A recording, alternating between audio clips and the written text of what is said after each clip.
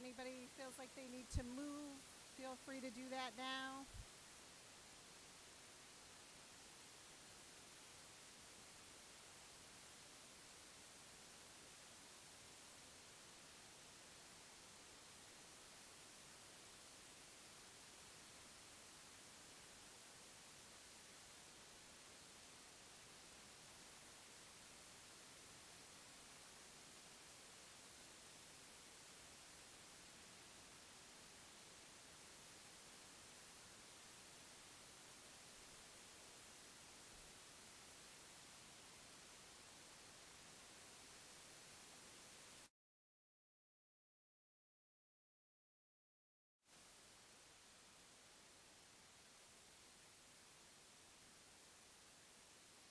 All right, well, thank you. Good afternoon, and thank you all for being here today. It's my honor and privilege to be asked by Mary Beth to share some words of welcome this afternoon. And as I look out at all of you, I believe with all my heart that Whit would be humbled and touched by the love and concern for his family, and that you are here together today. Today is our opportunity to salute the way, Today we are here to celebrate the life of Whitney L. Lesure, known to many of us as Whit, or Coach Whit, or possibly something more colorful. Today is our opportunity to salute the way Whit lived life, with quick wit, warm spirit, and that unforgettable sense of humor. Looking around this room, it is clear just how enduring and far-reaching his kindness and positive energy was. You are all a testament to what was most important to Whit: relationships and authentic connection. It was my privilege to get to know Whit over the past 2.5 years, and it didn't take long after meeting Whit to know that family was at the center of everything for him. So this afternoon, I would like to begin by recognizing and welcoming his mother, Lydia Allred, his brothers, George and Ned Lesure, along with their immediate and extended families. And to the other half of Team Lesure, although I can almost hear him interrupting me right now to interject, the better half of Team Lesure, Mary Beth and family, please know that we are all here to honor your wishes for today to be a true celebration. One of the things I loved about Whit was his candor and the way that he held himself and everyone around him accountable. Whether you knew him as a family member, a colleague, a competitor, an educator, or friend, you knew that Whit always had a way of expecting you to grow and learn and expect more from yourself. Time with Whit often led to a lesson of some kind. The first time I sat with Whit at lunch, I wasn't sure what to expect. Whit was not always predictable. However, when there was space at Whit's table, I always felt welcome, and he quickly became someone I looked forward to sharing my lunchtime with. Sometimes I joined a conversation about basketball, or I listened while he talked about golf. Often he shared family stories, funny stories that introduced me to many of you in this room, and there was always good banter at the table. And he rarely held back from the opportunity to banter with me as well. More often than not, I texted him later with a thought that he had inspired or a follow-up to something we were discussing. Lunch is where this team's word emerged: cohesion. Like Whit, cohesion is simultaneously simple and complicated. The concept is simple. However, achieving this in a team of Bridgeton boys, you know who you are, in one short year has the edge of challenge to it, which is really perfect, right? Whit was one of the few faculty who could and did give me homework on a regular basis. My last assignment came in December, right before the break. After one of our cohesion conversations, he sent me 3 podcasts. Slappin' Glass, hosted by former collegiate teammates. And this is how his text came through in quick succession shortly following lunch, 12:52 to be precise. Sundance Wicks on contagious culture, advantages versus movement, and foxhole friends. Whit's note: this is not the cohesion episode, but you will enjoy it. Grant McCaslin on people over everything, elite defenders, and early game timeouts. Whit's note: this might be it. Also excellent. And finally, Dan Earl on randomizing offense, shot selection, and assist analytics and late game conundrums. Whit's note: this may be your favorite. It's really good. I don't know him, but I like him. Ha! You see what he did there, right? He did not find the cohesion episode for me. 3 days later, you will love the pods, I believe. #leadership. He not only got me to listen to one of these, but all three. And he was right. I loved them. And I would have loved talking to him about them. This left me inspired and eager to continue my quest for the cohesion episode. On my drive to New Hampton for the quarterfinal game, I thought I had finally found the cohesion episode that he wanted me to hear. It's almost impossible to know for sure because I could not find any with cohesion in the title. That would be too simple. However, that day I saw cohesion on the court as this year's team battled those Huskies in one of the best games of the year.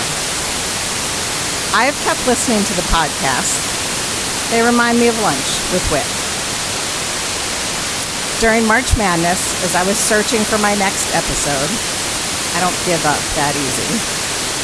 There it was, an episode titled Shared Narrative Connection and Building Real Team Cohesion with Claire Murphy. How did I miss it? I hadn't. This was a new episode that dropped on March 16th, 2026. Seriously. Whit is still teaching me, and I am still listening and learning. In this podcast, Claire Murphy, who has run trainings for the National Health Organization in the UK, NASA scientists, surgeons, and the famous All Blacks rugby team, describes how storytelling builds cohesion. She describes that stories provide a vehicle by which the person listening to you can find their truth in the story. And then that story becomes theirs too, co-creating a shared experience and amplifying the power of the story. So as we move through our time this afternoon together and hear each other's stories, I expect there will be some laughter and some tears. And whatever you are feeling, there is space for it here. But together, we will collectively, as a team, make this a fitting tribute to a life well lived.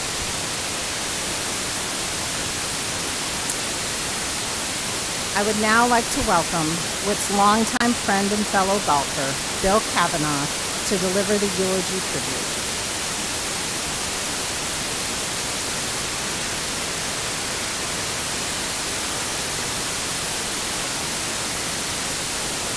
My name is Bill Kavanaugh. Whit's been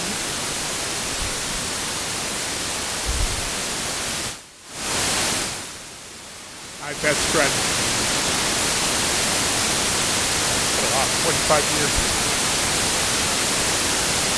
While you will hear a lot from his family, the basketball community, PA, I'm here to represent the golf. A huge part of the golf. If you've played golf with Whit, stand up.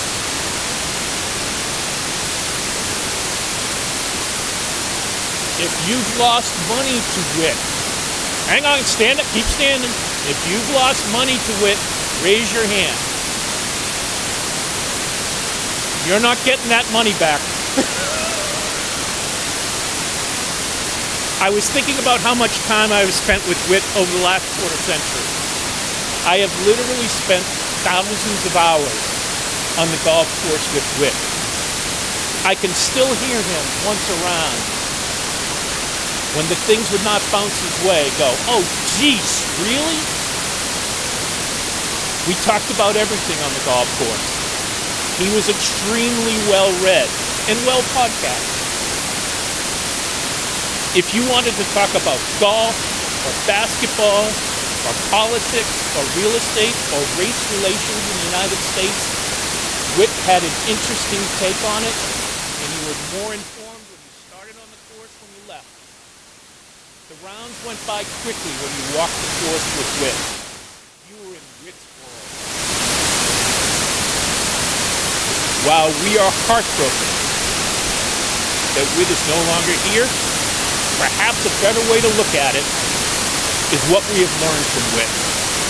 He was a fabulous communicator. I would call him an old school influencer, if there's such a thing, without TikTok or Instagram. Did you know that Whit had a podcast? How many people knew he had a podcast? Oh, a lot. It's called Zebra Stripes. It's on Spotify. If you want to hear Whit's voice, you can look it up. With Coach Gene Clemens, he would discuss coaching, basketball, and just about everything else under the sun. Did you know Whit wrote a weekly golf column in the Bridgeton News? I see a lot of you don't. I know non-golfers in Bridgeton that buy the newspaper. They don't play golf, but they want to read Whit's column. It was a golf column that had a lot of words of wisdom, humor, as well as golf. He quoted Chaucer in his golf column. I don't know who Chaucer is, but he was quoting him. The love of his life, Mary Beth, was a constant topic. He commented endlessly about the fickle Maine weather. It had restaurant reviews in a golf column. Crazy. And most famously, he chronicled all the golfing results every week at Bridgeton Highland.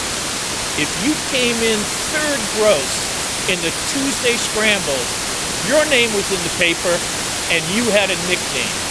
I mean a nickname. Let's go over them. Who can forget? Not Tiny Tim Atwood. Mad Dog Madsen. Rory Preston. Shooter Holden. You know why he's called Shooter. Skipper Hale, Mr. 80% McCaffrey, White Shoes Wallow, The Silent Assassin, and Leaning Tree Roberge. He made everyone feel part of the Bridgeton Golf team. He created it. We were all part of his world. And most important, he reigned over the back porch, overlooking the 18th green at Bridgeton Highland, as post-round beers were consumed, golf tales told, and laughs were mandatory. If you said something outrageous on that back porch, and a lot of outrageous things were said, Whit would bellow, "That's going to wind up in the news column this weekend," and it would. You had to be careful what you said on that course. We lived in Whit's world. He was a passionate and frequent competitor on the golf course. Every day of the summer, every day at 7 a.m., Whit played golf. Every day. Very best. Much like his teams at BA, he would grind on every shot. He practiced endlessly and was actually playing the best golf of his life at 67. I would call him during the winter, and he would get very excited about his newest golf exercise. If you drove by his house in January, outside playing the club at 2 degrees. Crazy. I was doubtful about whether it was all going to work. He was hopeful. He lived in Whitworth. Instead of being sad today, we should celebrate Whit, and we should take on some of his characteristics. Be passionate like Whit. Lead a community like Whit. Go out and try to be the leader of his community. Bring people together for reasons. Communicate like Whit. Start a podcast. Have best friends like Whit. Most people have 3 to 5 best friends. Whit had dozens of best friends. Laugh like Whit. Be like Whit's world. Mary Beth. Thank you.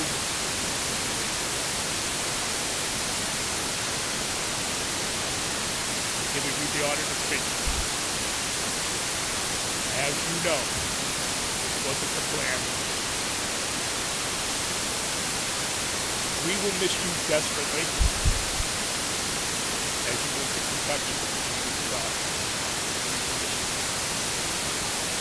And finally, to honor Whit, we're here to announce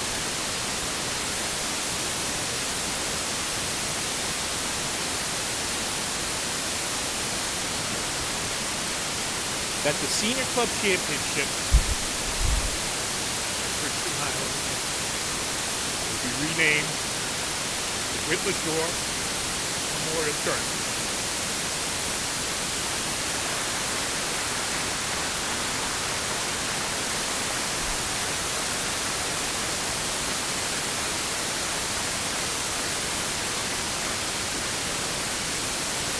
Fittingly, last year's winner and first name on the trophy is actually Whit. We will keep Whit's name alive each year by saying, "Hey, let's go win the Whit." I'll finish with the following quote. Golf quote. This was said by Jack Nicklaus at Arnold Palmer's funeral. Don't be sad that it's over, but smile because it happened. Thank you.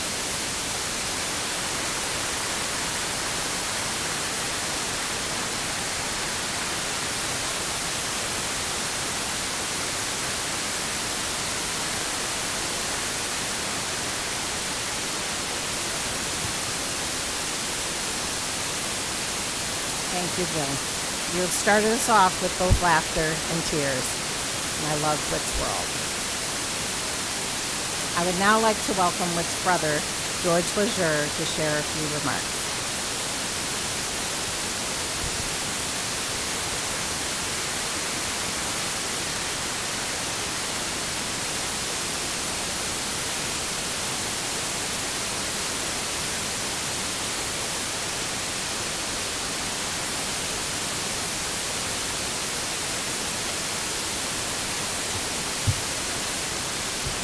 I want to thank everybody for being here today to celebrate our brother Whit. He and I were walking down the 11th fairway of his beloved Highlands last summer. And I asked him, is there anyone here you don't know? And with true humorous fashion, his response was, quote, between Richmond basketball and golf, I am somewhat of a big deal around here. That's clearly evident by the turnout today. I'm going in the Wayback Machine a little bit in my chat.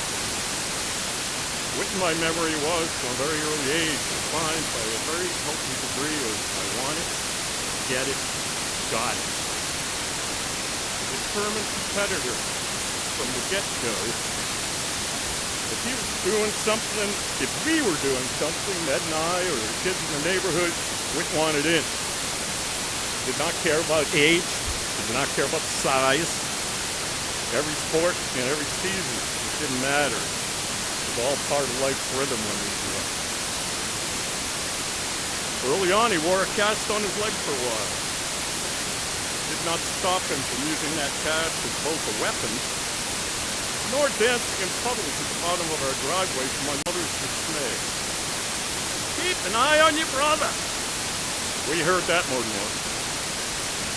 Hoot, his beloved hoot. He played on a sloped driveway where the only place the rim was 10 feet from straight away. If you're up on the high side, it was a 9-footer. If you're on the low side, it was 11 plus. Three-point line would have been on the front lawn. checking into a snowbank was allowed in the winter. Heat up the basketball in the kitchen sink when it would stop bouncing because it was too cold and get right back out there. Funny thing about Whit, we grew up in the Russell era Celtics. The future Hall of Fame coach was a Bobby Orr Big Bad Bruins fan. We all liked the Giants since the Patriots didn't really exist at that point. Whit was a Packers fan. Wore a helmet for Christmas at 5 years old. Who would have thought? Fast forward. Want it, get it, got it. So applies to many aspects of his life, I believe. He eventually passed Ned and I by on the court. Later on the links, I believe a certain move to Phoenix may have improved his golf game, but I digress. He came home with heart. I do believe the early street and Broadway engagements helped forge the competitive he became. Ned and I went away to camp one summer, and it was determined he was going to get on that slalom water ski by the time we returned. I don't know how many hours he put in. He succeeded. I believe if my math is correct, he was 7. It is said that if you dedicate yourself to something for 10,000 hours, you can master this craft. Whit easily put his hours into his craft. Starting at New Hampton, like some of you here today, right out of college, but spending decades here in Bridgeton. He also put his 10,000 hours into his bride, his family, his friends, and the extended network of basketball prep school community, which he was very proud of. He spent 44 years as a basketball coach, mentored to hundreds of student athletes across prep school and college programs, including the last 29 here at Bridgeton. New England Basketball Hall of Fame coach, our brother Whit, was focused, caring, hyper-competitive, demanding of those who played for him. If you were ever on one of his teams, you were on his team forever. The ultimate competitor cared for his players just as much as he cared about wins and losses. He hated to lose. He will be sorely missed, working the sidelines and on the fairways. We're all music fans in our family.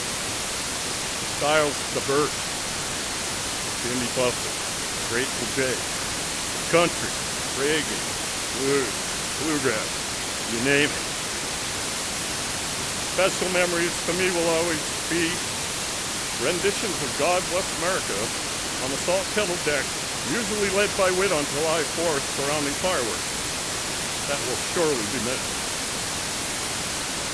So, if you're shucking and driving down the Avenue of Light, you find yourself in the midnight moonlight, keep Whit in your hearts for a while. And remember, he did it his way. Get it? Got it? He did it. Here's to you, Whit. Maybe you're looking down on Amen quarter today. Miss you, man. Thank you all for being here.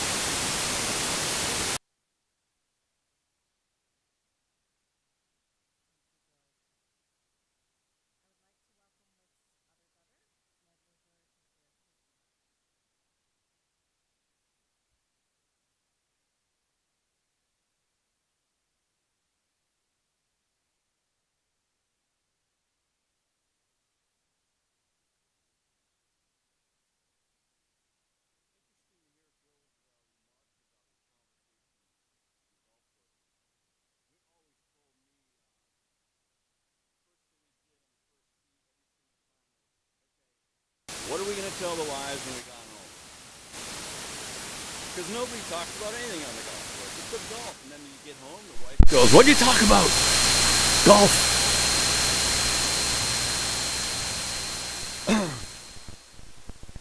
remember Whit's first year coaching at New Hampton.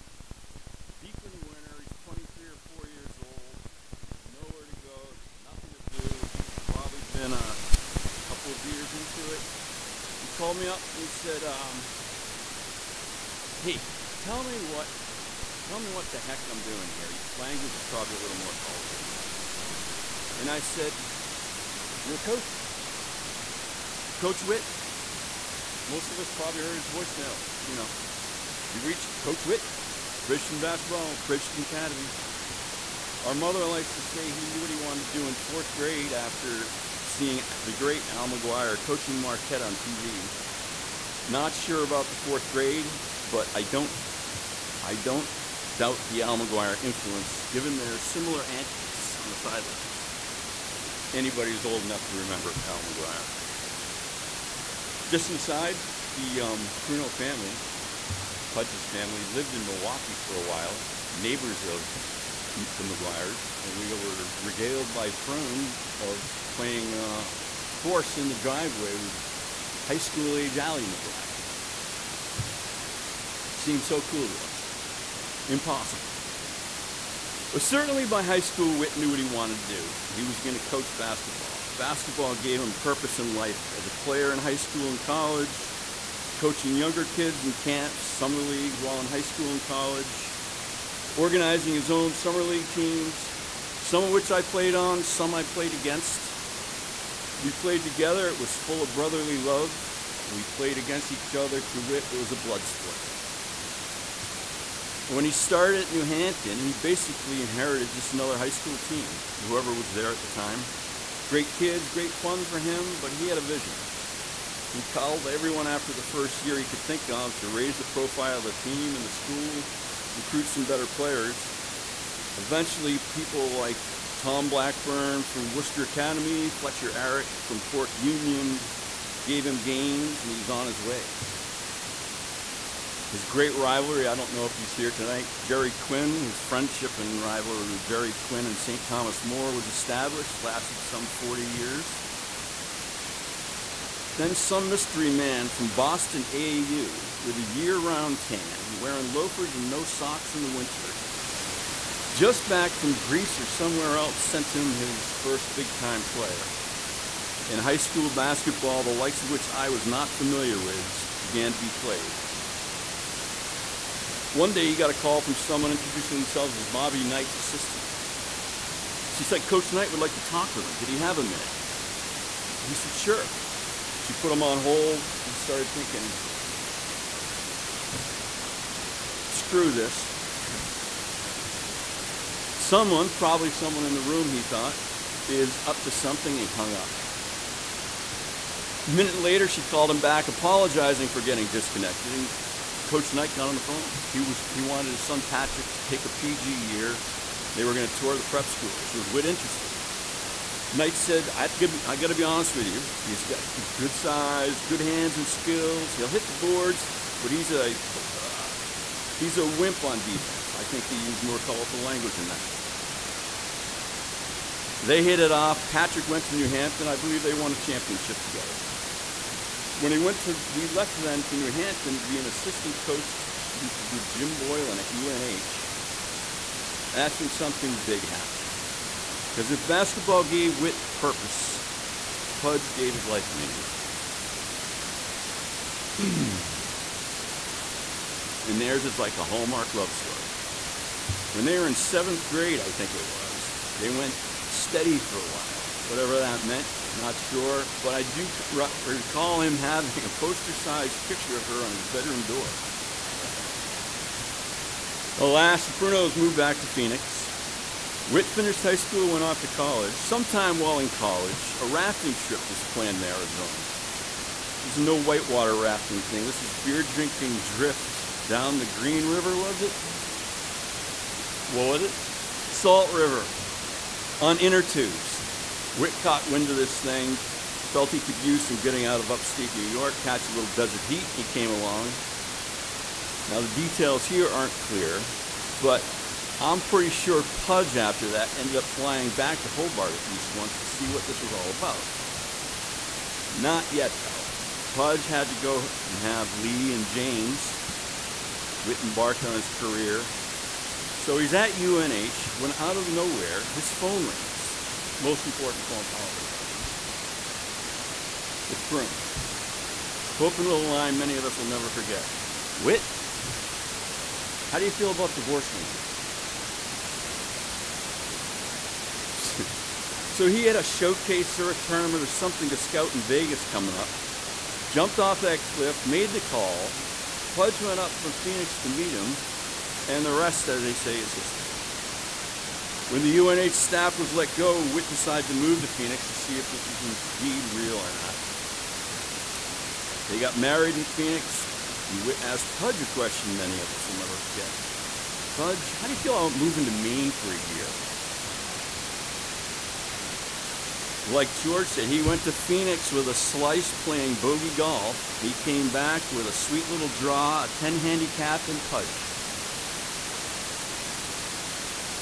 29 years later, they have Jack, 5 championship banners or something on the wall, his signature on the basketball floor that's named for him. But I think the real story is incredible. The people who crossed paths with him in his life. From childhood to the end, he maintained lifetime connections with every avenue he traveled. School, the basketball community, golf. I read somewhere that one way to ensure a good life is find your passion, make it your purpose, pursue it in service, and sprinkle it with love. Good game, Coach.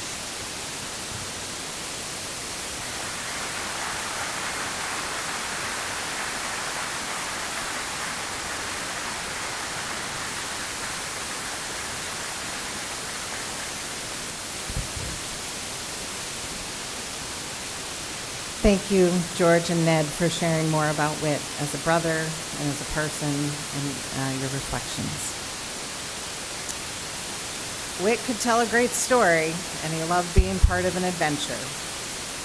And this room today is full of many Whit stories, some perhaps more appropriate for later, but many probably perfect for right now. In sharing our stories, we all continue to learn and feel Whit's love. So we invite you now, so if you have a memory to offer, please make your way sort of over here, maybe by the lit up tree, and we have some seats if you need a minute. And we invite you to listen and find your truth in these stories that are shared. We want this to be a rolling conversation. If I have to hook you, I will. But really a shared narrative of a life well lived. So if there's anybody who would like to kick us off, we'll go here, and I won't come up in between. We'll just let them keep going. And who's going to be first here? Oh, Jared Quinn. Yeah.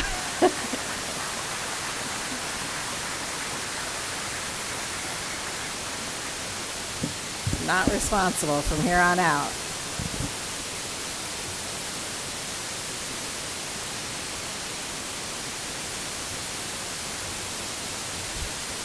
You know, as I look out, we all recognize this is a wonderful event. I think if Whit knew I was speaking, he'd put on the Masters. You know, he'd find something else to do. As I look around, I was standing there listening to his brother, and you were wonderful. I see alums, I see present students, I see staff, I see community. I see fellow coaches, I see college coaches, I see refs. And for all the refs who are here, you haven't listened to me in the last 30 years, so just feel free to take the time off. I'm a few minutes late because I stopped to hopefully pick up Max Good. And Whit, Max, and I, you know, we're very friendly. One of the things I always used to say, people would say, well, who's the oldest coach? And I'd always say, Whit. And then Whit would call me up. He says, Quinny, are you saying I'm the oldest coach again? And I said, oh, yeah. And he was the youngest between the three of us. And the intrigue was, when Whit started this, he was really difficult to like. I mean, why? Because he beat us. And coaches have such vanity that they want to win everything they do, and it's like, who is this guy in New Hampton working with Mark Turpin, and they're winning? So we had a tough time with that, and why did they beat us? Well, honestly, which is not hard for me to say, he was good. He's a heck of a coach. And he and I think, had a relationship because our schools were so similar. You know, St. Thomas More, although we've been co-ed for 4 years. But the first 44 years I coached there were all guys. And when Whit left New Hampton and he ended up here, I said, you know, this is a perfect place to live. And why? Because things that we have in common. Bridgeton's, I don't know if you guys noticed, is in the middle of nowhere. St. Thomas More is in the middle of nowhere. It was interesting, we were driving here and my son said, oh my God, there are things here now. But the flip side of that, Whit, probably when he was driving to St. Thomas More, his assistant would say, oh my God, there are things here now. So it was really interesting. And the kids we recruited, honestly, none of them wanted to come. But they came because they knew it was best for them. And our kids, Bridgeton kids, St. Thomas More kids, I always saw those kids with like a little chip on their shoulder who, excuse my language, were a little pissed off they're not being recruited because they believed they were good. That's why St. Thomas More and Bridgeton always had such great battles. And if you've ever been to one of the games, I was a quiet one. And I honestly didn't think it was a good game till I had Whit going nuts. Then I said, all right, the game's on. And I think he reciprocated that. And 2 years ago, Diana sees me, I don't know, my blood pressure goes up a little bit. And she says, can I have a chance to talk to Gary? I said, look, we're fine. Because Whit and I are already, heart rate's down, blood pressure's down. We're just talking about all sorts of stuff. We moved past the game because we understood our job was to get kids to play as well as they could, to get kids in college. And if you won, you won. We played to win. But we were so similar when it came to that. The other similarity is I got to know Whit's family. And Mary Beth is so much like my mom. They just sit there and they're always under control, which, quite honestly, once again, infuriated me and Whit, and they would always say, you know, I hope you guys don't get going. Whit's mom loved her. She would say, Jerry, you know, I want you to win every game except when you play Whit. And then every once in a while I'll show up and she said, by the way, Whit's been a pain in the neck. I hope you beat him today. So it was like, I'm in. And then the other thing, you know, I was fortunate enough to coach my two sons. And I sent Jack a recruiting letter. The only recruiting letter I ever did in 48 years, which a bunch of St. Thomas More years. And Jack was like in 8th grade. And Whit said, do you do this with everybody? No, we're just your son. Once again, I would just love a reaction. Oh, and by the way, I got the reaction. So it was wonderful. A couple of quick stories. I was being interviewed for the Central Connecticut job where I'm alone back in the early 90s on a Friday morning. And the NCAAs are being held in Hartford that Thursday. So Whit and I each have kids playing in the game. So we meet. And the game on Thursday start at 12, and then they have games at night.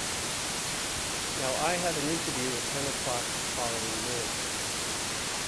Well, I hang out with Whit for 12, 13 hours. And it wasn't my fault, I'm blaming Will. I wasn't at my best the next morning for the interview. So to this day, I blamed Whit for not getting that job. And for anybody who knows us, we played each other home and home in our tournaments with 15, 20, and which was great. So we'd always meet Friday after the game, and I'd always get the coaches together. And the first time Whit shows up, the coaches are there. And I said, everybody's on scholarship. I got it. You come to my tournament. Well, lo and behold, Whit walks in, and there are the three officials. So it says, "Wait, you bring the officials down for beers and wings after every game?" I said, "Yes, every game." He said, "Well, no wonder you never lose it." I said, "You could do it." He said, "Well, I don't have that money." I said, "Well, you married for love. I married for love and money, so I could afford it." But I will always cherish coaching against Whit. My memories will be wonderful. We did play golf together. We did socialize together. We know about each other's family. It's a great loss to the Bridgeton community, but if you rethink it, what a great game you guys had for the last couple of years. Thank you very much.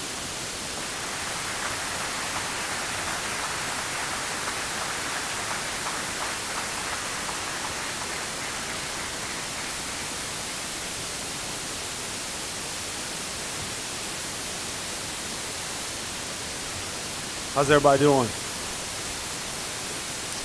All right, listen, I know y'all saw me come in late, so I wanted to be first up here. So, and honestly, I felt like if I didn't represent, I can hear Coach in my ear right now just saying, "Can Ford, get up there." And I didn't want to waste time and let nerves kind of get to me. So the reality is my name is Corey. I'm representing Coach first championship, which we wear that with a lot of pride. It's okay if you want to clap for that, or, Hall of Fame, by the way. Thank you. So, being the first championship, I felt like it was only right that we represented first if any other players is out there. And then, Hansi, I hope the line gets longer. And then also seeing a lot of people talk, I'm just confused as if we're talking about the same coach. Everybody's talking very light, and I got a email from Coach Burgess talking about sharing stories that are somewhat appropriate for the audience, and honestly, I don't understand how to explain a story that doesn't, if you know Coach, you get what I'm saying. But more than anything, what I wanted to do was something in front of my kids who are represented over here. The word that has been coming to me, because it's been 21 years since a lot of us have been together, but it's impact. I tell my daughters all the time, a lot of the stuff I'm telling you, girls, you're not going to get right now at 14, 15 years old. I'm speaking to the 40-year-old version of yourself, God willing, if you meet that. And more than anything, when Coach passed, I think the biggest thing I had to regret was not being able to verbalize the impact he had on my life. Being with some of my guys yesterday, we were all going through the stories of how we ended here. Like, Coach just said, I mean, this is really in the middle of nowhere. I'm a kid from Maryland. We had kids from Africa. The reality is to come to a place considered nowhere and to come with nothing but to leave with so much. That's what impact is. And that's what Coach did for my life. I was the last person picked for the team. Coach gave me an opportunity. That's impact. Coach came to my wife and I's wedding 20 years ago. Impact. And so impact is not about the amount of time you spend with people. I mean, there's a lot of people I probably have seen way more than I've seen Coach over the last 21 years. But I can't think of too many people in my life that have had the impact on my life that he has. The confidence I left with from this place. I was telling my daughter, and I forgive me, Brooklyn, just for just sharing a little bit of our last conversation, but I went home to surprise her last week. And, she's just dealing with teenage girl stuff, high school friends and stuff like that. And I'm just in super dad mode, like, look, it's not going to matter. It's not going to matter. It's not going to matter in 20 years. The reality is when I was her age coming to Bridgeton, a lot of the things that she shared with me, I was dealing with in that time of not feeling validated or wanted by certain teammates and stuff. And so when I really think about my experience here at Bridgeton, the biggest thing was the impact it had on my life. And so for everyone who comes to share words of Coach, just remember the people you meet, the hands you shake this weekend, the people you get to say hello to the first time. That handshake can mean more to that person in 20 years than you know. And so for Coach Whit, from my team, 2005, his first championship, where I know he had a lot of pride for. Coach, we just thank you for the impact you had on our lives, and God bless you. Thank you.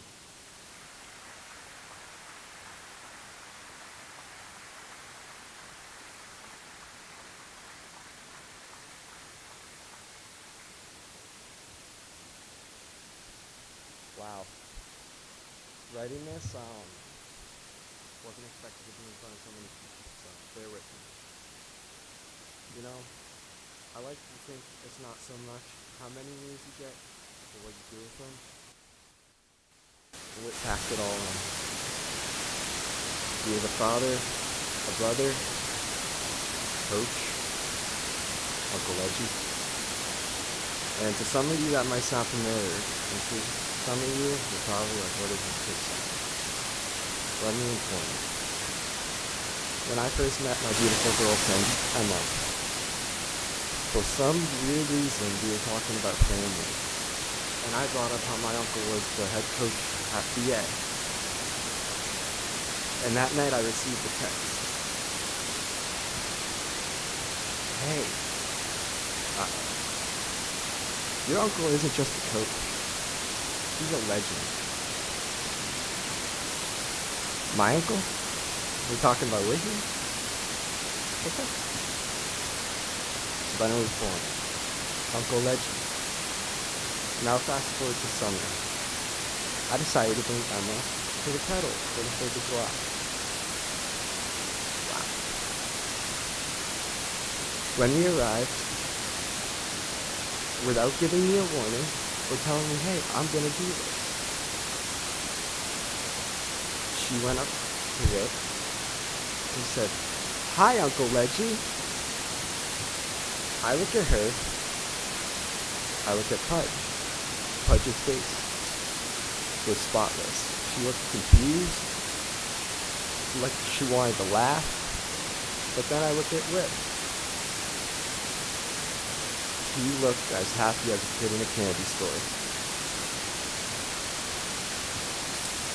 Now, I always look past the legend part as, he's just my uncle. And I just thought it was a family joke. But when I arrived at UNAME for my first semester, being new and eager to talk to people, I was walking through class, and yes, Mom, I do go to class. I saw this guy wearing a Bridgeton Academy hoodie. And I went over and said, hey, you went to BA? Big shocker he did. And I said, did you know Whit Lesure? He goes, Coach Whit, I love that guy. And that's when it kind of hit me. Whit wasn't just a brother. He wasn't just a coach. He made a very big impact on young athletes and young students. And that's something I'll forever cherish. And remember. Thank you.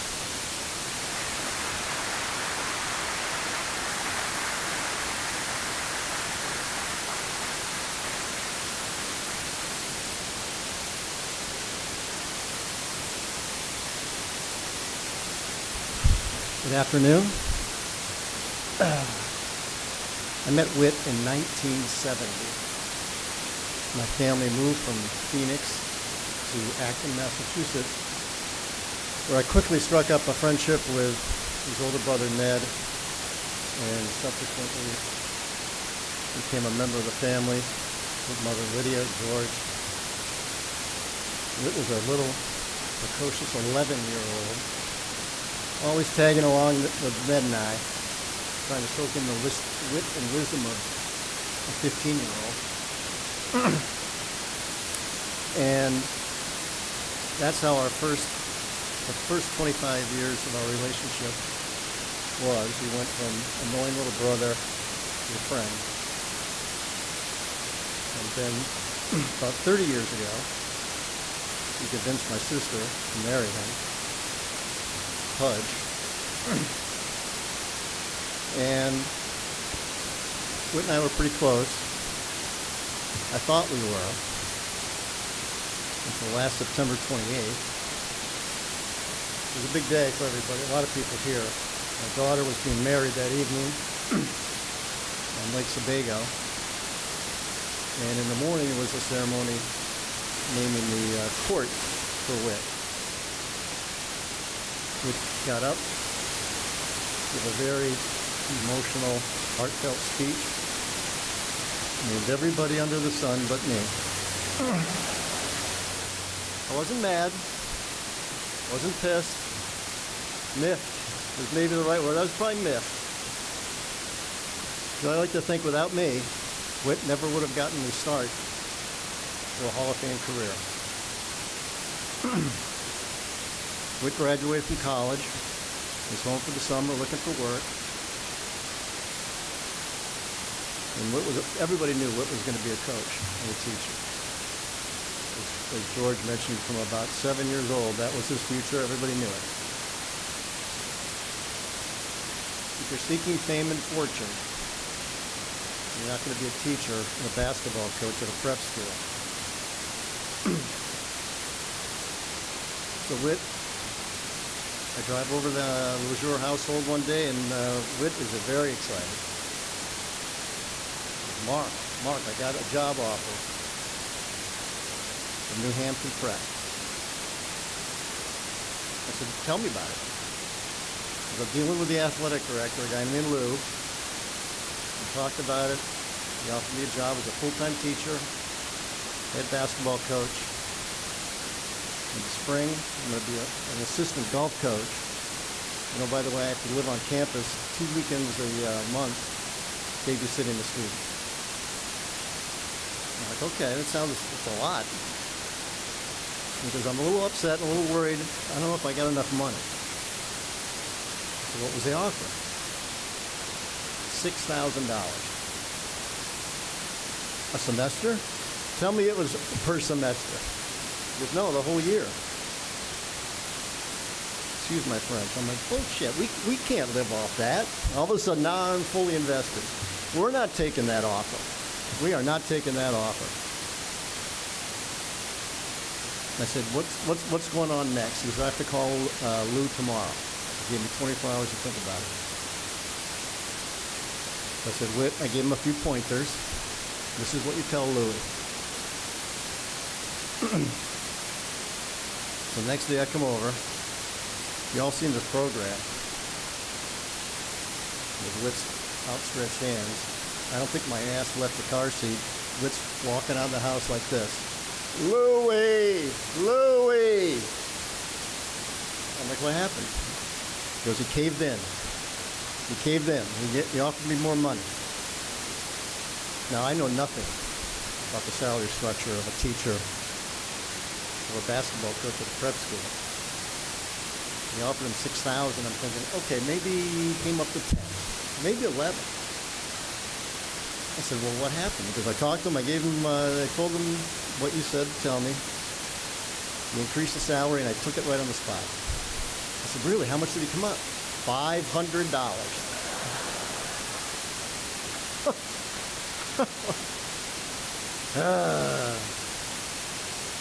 He's not too smart, but he sure was friendly. So, anyway,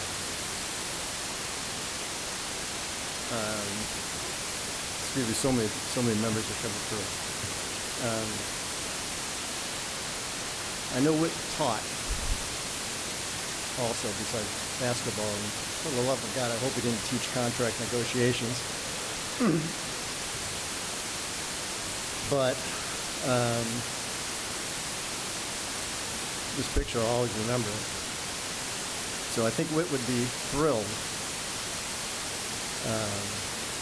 if over the next 45 years, usually on the sun deck of the house on Lake Thompson, somewhere along the line somebody would mention money or negotiating a contract or something. Whit would look at me, I'd look at him, and just go, Louie. So I think Whit would love if I ended my little remarks here with one last Louie. On the count of three, I'd like everybody to yell Louie. 1, 2, 3. Louie! Thank you.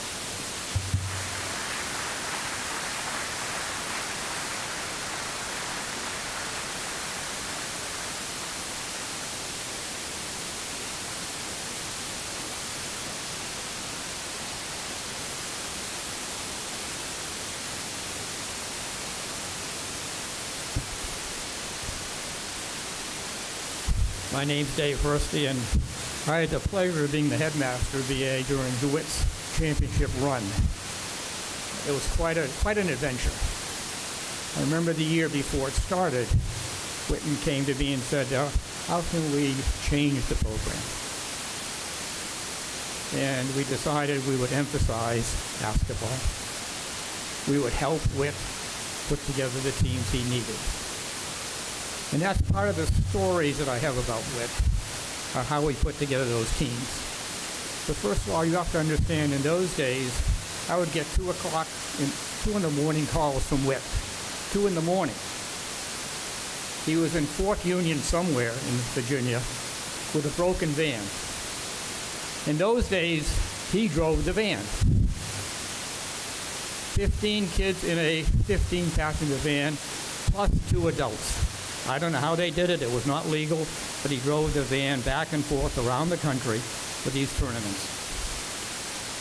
But the one thing that impressed me most, and I'll keep it a real short story, Whit was hyper-competitive, as you know, on the outside. He came to me one day, and I think it was probably 7 o'clock at night, and he said, I have someone who will turn the program around. #1 basketball player in the country. We need this kid. And I said, yeah, what's the problem? I don't think he would be good for the team. He would guarantee a championship, but he would not be good for the team. Whit always cared about the kids on the team, first and foremost. Not the wins, but the children, the kids, the players. He built teams on chemistry, not talent. They had to be talented, but if they couldn't play together, if they couldn't work together, he did not want them. He turned down this boy, become a great professional basketball player, and that's the one year we didn't win. But was he sad about that? No. He had a good team, a good group of kids. So for all his competitiveness, all his anger about winning, and by the way, I would travel to him sometime to Washington, D.C. to watch him play, and I'm sitting there as head of the school, and he's ranting and raving and jumping up and down and chasing the refs up and down the court. And I am sitting there red, embarrassed about what he was doing. I'm representing the school that... And I said, Whit, he'd come to my office the next day, and I'd be ready to yell at him for that. And I said, Whit, what were you doing? And he said, notice what time I did it. What time? 10 minutes to the half, or 10 minutes to the end of the game. He planned his rants. He knew exactly what he was doing. And I think the players knew also that when he was yelling and screaming, it was for them, not for the victory. And so if I think you remember anything about Whit, he was competitive, he cared deeply, but he cared deeply about the human beings that he worked with. For him, the team, the chemistry, the value was more important than the win. The win was secondary to him, but did he love it? So again, I think remembering Whit, remember a complicated individual who cared deeply about people. Thank you very much.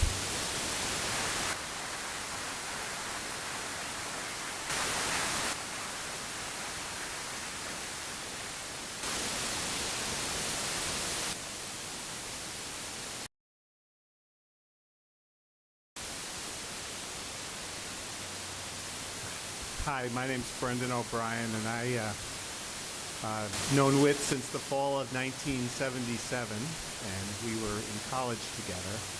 And I guess we shared that we were both not great basketball players. And Whit was definitely better than me, but we were kind of mediocre Division III wannabe players.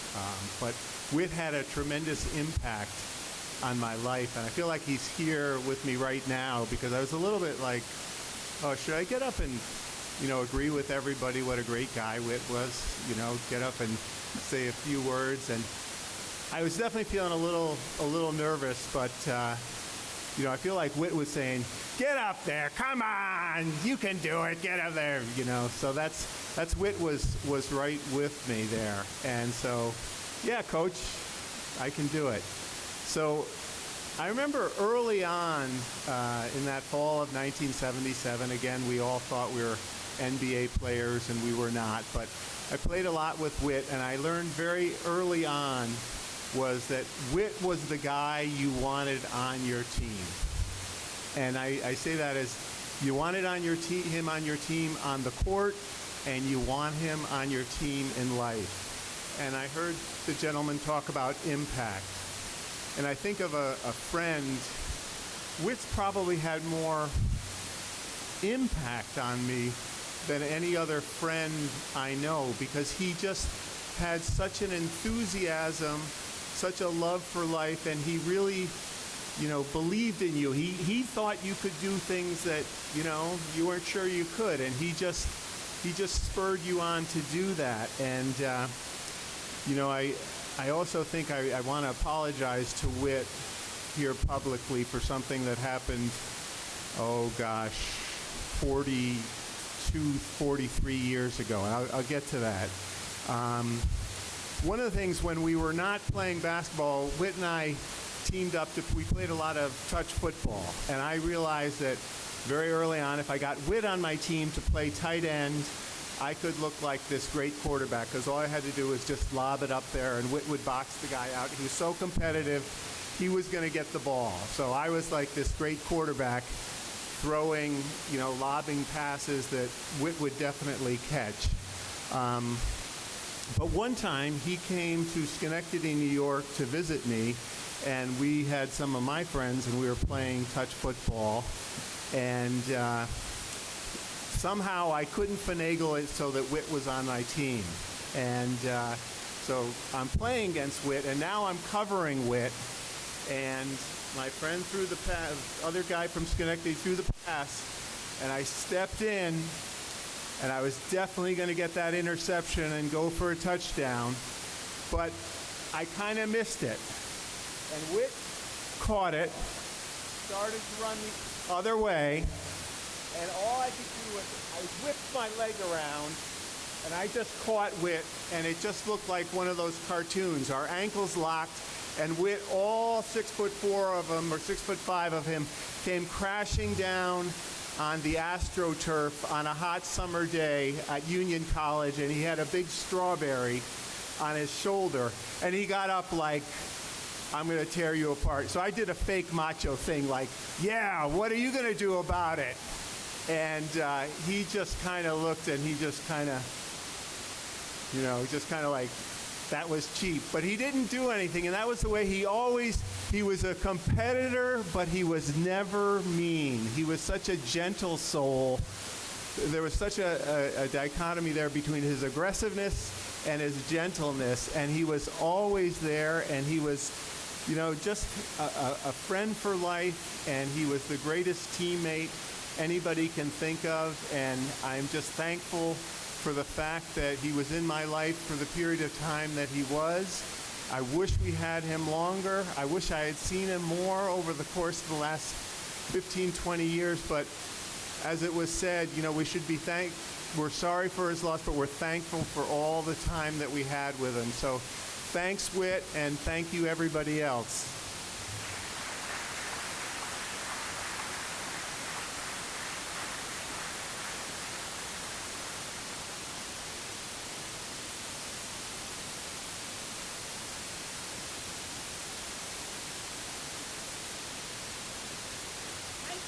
But I'm still good.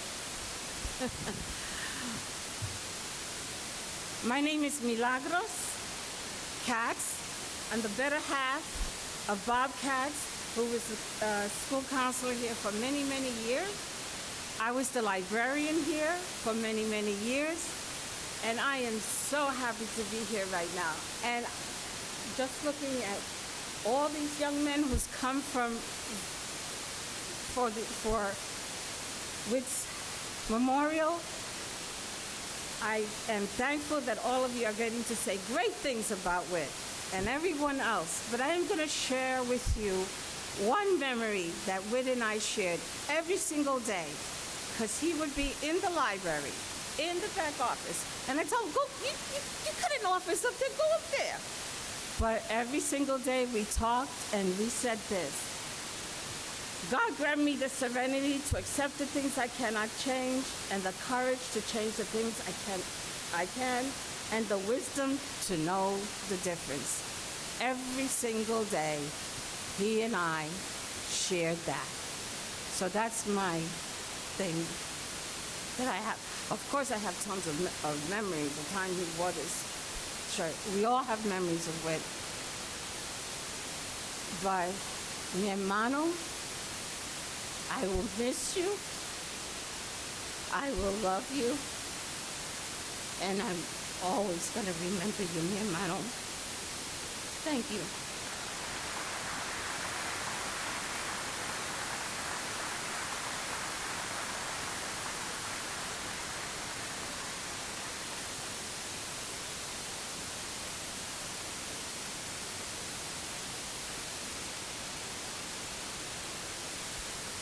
Anybody else want to join us?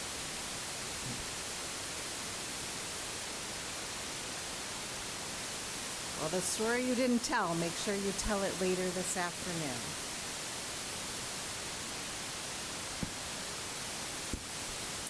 So I hope today's celebration reminds us all of the joy knowing Whit brought to our lives. If we are defined by the people around us, well, this is a pretty amazing group of people with a shared love, laughter, and respect for Whit. Last year, when I was writing my commencement speech, I went to Whit for advice. And in writing this closing, I found myself asking one question: what would Whit say? I believe he would say to keep it simple and be deeply thoughtful. So it seems fitting to end by quoting Whit and sharing a few excerpts from his speech during the dedication of the Coach Whit Lesure Court. Quote, fundamentally, BA is about the moment, the now, and the future, the next play in sport vernacular. The substance is the guise, and the brotherhood in our community has the opportunity to experience. He went on to say, no one has been luckier to coach the players that have made up the 20 years of my time. We have a short year to truly become a team. It won't be easy. It shouldn't be easy. The fun part, the challenge, is the opportunity to do it. Their journey, our season, my lifetime, all in with them is the greatest reward. All in's a little bit of an inside joke for Whit and I. He gave me a little point when he said that, but Whit was all in. He was all in with his family. He was all in with all of you here, and that's the gift he shared with us, and we can share with each other. The memories Whit gave us will forever make us smile. Occasionally, Whit went off script, and I'm fairly certain the final message of his speech was prompted by him making eye contact with Tom Austin. After a short apology for not weaving Tom into the story, he said this: there's a lot of frickin' special people in this place, and I hope that each one of us gets a chance to connect with someone we don't know. Truer words were never spoken. Thank you, Whit.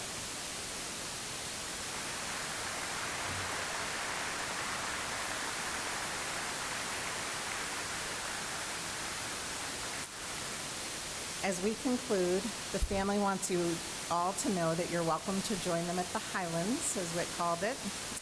But before you go, we'll welcome anybody to walk through the gym and spend a little bit more time on campus, see the Coach Whit Lesure court, take a moment with whoever you're here with. The Memorial Gym is, and always will be, full of Whit's energy and legacy. Thank you for joining us today, and cheers to a life that has touched countless hearts. At this point, I'm going to ask everyone else to remain seated while the family leaves so they can make their way to Bridgeland Highlands Country Club, a place where Whit found joy with many of you in this room. Oh my gosh. Yeah, Whit is like, Diana, you just really blew that. What about the slideshow? Yeah, wrong page. That's perfect, right? Yeah, nobody's perfect. Oh my. Thanks, Mary Beth. Okay, where am I here? All right. Well, wasn't that fun? All right. So, before you go anywhere, don't go anywhere. Please, family, don't leave. As part of Remembering Whit, we have a short slideshow to share. The photos capture a moment in time, often from a story in progress. Together, these photos tell their own story from various moments in time, creating almost a highlight reel of people and places he loved. I'm not going to share my closing remarks again after the slideshow, but I do want you to stay seated while the family leaves.